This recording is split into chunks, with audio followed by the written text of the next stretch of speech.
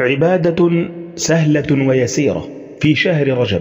هذه العبادة تفتح لك أبواب الرزق الواسع من حيث تحتسب ومن حيث لا تحتسب.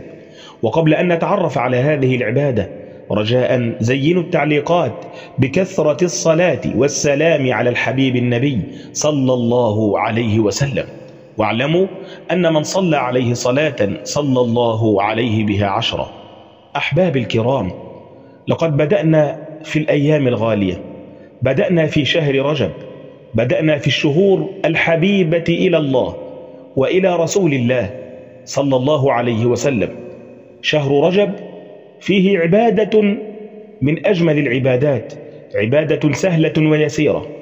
هذه العبادة هي عبادة قلبية تفتح لك أبواب الرزق الواسع بشكل عجيب.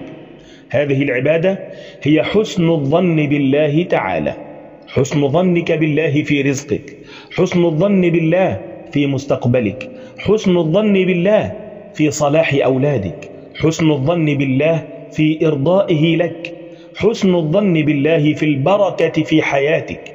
حسن الظن بالله هو علامة من علامات شهر رجب. لماذا؟ لأن شهر رجب فيه سر عجيب. هذا السر هو دعوة للحبيب النبي صلى الله عليه وسلم.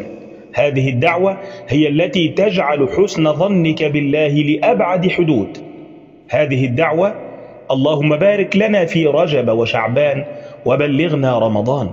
وكلمة البركة معناها في اللغة الزيادة الكبيرة، يعني العطاء والرزق الواسع.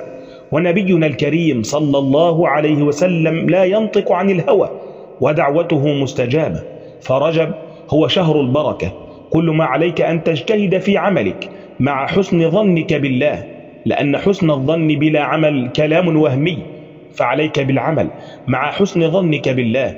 وهذه البركة في شهر رجب فهمها الصحابة فسموا هذا الشهر الكريم الشهر الأصب، أي الذي يصب الله فيه الخير والرزق على عباده.